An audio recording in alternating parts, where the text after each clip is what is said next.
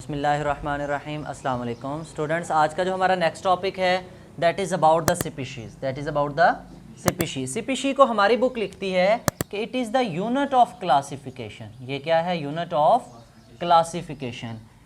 आपको याद होगा अभी प्रीवियस लेक्चर में हमने लास्ट में जो है वो क्लासिफिकेशन पढ़ी, तो एंड में हमने जो है वो स्पीशी के बारे में ही लिखा। आखिरी सबसे स्मॉलेस्ट यूनिट जो क्लासिफिकेशन का था वो कौन था? स्पीशी।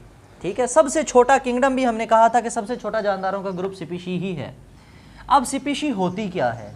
ठीक है, पहली बात तो हमने कह दी कि species is the basic unit of classification. ये क्या है हमारे पास? बेसिक यूनिट है क्लासिफिकेशन का, यानी क्लासिफिकेशन की बुनियाद कौन है? वो स्पीशी है हमारे पास। वो क्या है? स्पीशी है। अब हम ये देखते हैं कि हमारे पास स्पीशी की प्रॉपर डेफिनेशन क्या बनती है। अगर हम प्रॉपर डेफिनेशन देखें तो हम कहते हैं बेटे species is a group of organism. ये ऑर्गेनिजम्स का क्या होता है? Group of organism. ऑर्गेनिज्म का ऐसा ग्रुप, कैसा group? Which can interbreed freely among themselves. which can interbreed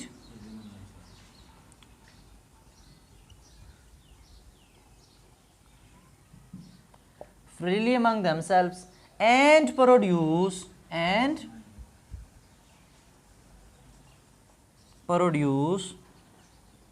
fertile offsprings ठीक है, which are reproductively isolated, ऐसे ऑफस्प्रिंग्स प्रोड्यूस करें विच आर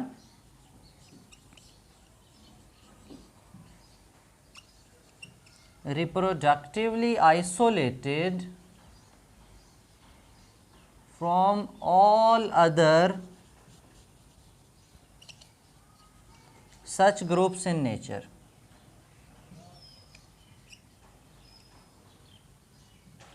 ठीक है, अच्छा अब हम इसको समझ लेते हैं ज़रा। हमने कहा कि it is the group of organism. ये क्या है हमारे पास? ग्रुप ऑफ ऑर्गेनिज्म, जानदारों का ऐसा गिरोह विच कैन इंटरब्रीड, जो आपस में जिनसी तौलीद कर सकें, फ्रीली अमंग देमसेल्व्स। देमसेल्व्स का मतलब अपने ही फैमिली मेम्बर्स के दरमियान। अब यहाँ पे फैमिली मेम्बर ये वो ख़ानदान वाली फैमिली नहीं। यहाँ पे जब हमने क्लासिफिकेशन पढ़ी थी उसमें जो हमने फैमिली की क्लास जो यूज़ की थी, वहाँ पे जो फैमिली थी ये उसकी तरफ इशारा है कि सेम फैमिली हो उनकी, बिलोंगिंग टू सेम फैमिली, अपने ही फैमिली मेम्बर्स के दरमियान जो है वो क्या कर सकें? इंटरब्रीड कर सकें, जिनसी तौलीद कर सकें, शादी कर सकें। And produce fertile offspring, and produce और पैदा कर सकें फर्टाइल ऑफस्प्रिंग। बेटे ऑफस्प्रिंग्स कहते हैं बच्चों को, ऑफस्प्रिंग्स प्रोड्यूस कर सकें जो फर्टाइल हों। जो क्या हों? फर्टाइल कहते हैं बेटे जरखेज़ को। किसे कहते हैं?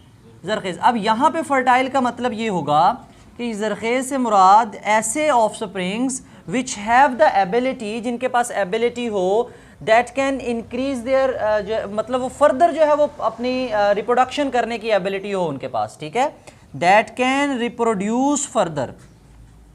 ठीक है, रिप्रोड्यूस फर्दर, जो मज़ीद भी रिप्रोड्यूस करने की एबिलिटी रखते हों, उन ऑफस्प्रिंग्स को हम कहते हैं these are the fertile offspring. These are the fertile offspring. अच्छा, अगली कंडीशन क्या लगा दी स्पीशी के लिए?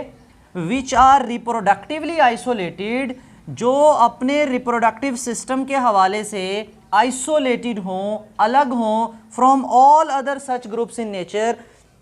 इस पूरी नेचर में, कुदरत में जितने भी दूसरे जानदार हैं, उस रिप्रोडक्टिवली तमाम जानदार एक दूसरे से मुख्तलिफ हैं, एक दूसरे से मुख्तलिफ हैं। तो जब वो एक दूसरे से मुख्तलिफ होंगी तो उनकी स्पीशी भी क्या होगी?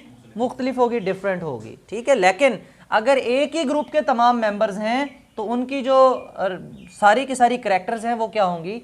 सेम होंगी। वो सारी की सारी क्या होंगी?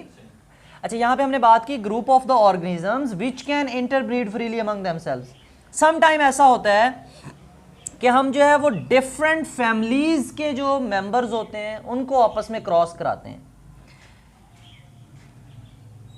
हमारी नेचर में जो है, बच्चे अगर हम अपनी नेचर की बात करें तो नेचर, कुदरत के जो कवानीन हैं वो बड़े ही प्रिसाइज हैं। ठीक है, वो बड़े नपे तुले हैं। वहाँ पे कोई चांस नहीं है कि एक स्पीशी, एक फैमिली किसी दूसरी फैमिली से बिलोंग करे, दूसरी फैमिली से जो वो इंटरब्रीड करे, ठीक है।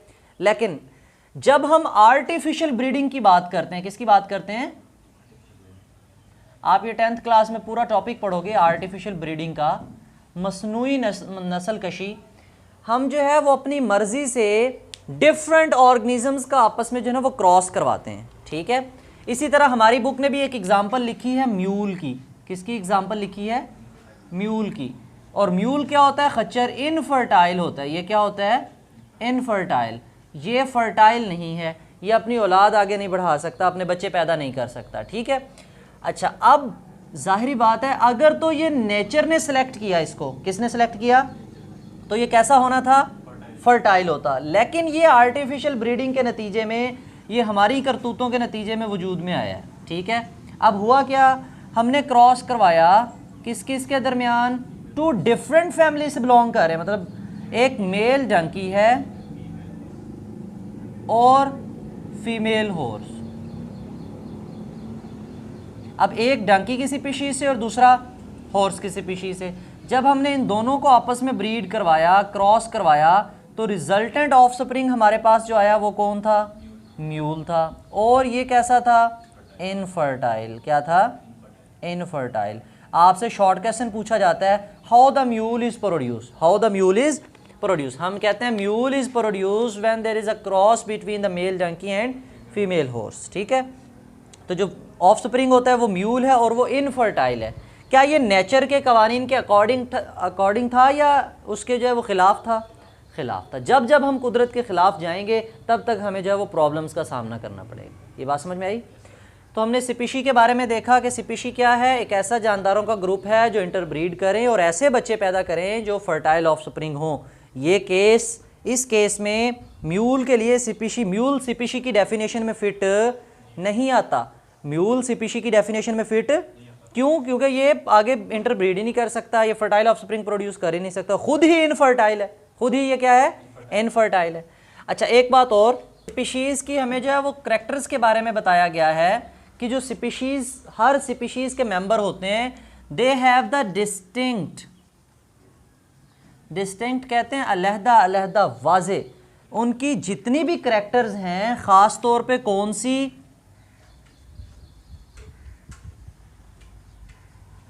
इकोलॉजिकल, स्ट्रक्चरल, या फिर हमारे पास उनकी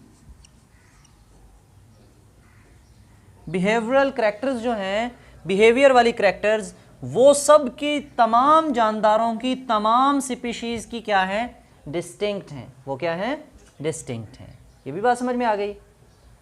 अच्छा जी, अब एक साइड बॉक्स हमें समझाया गया है, उसमें हमें ये बात बताई है कि जनाब आपके पास जो जानदार होते हैं, आप उनकी रिप्रोडक्शन के हवाले से क्लासिफिकेशन नहीं कर सकते।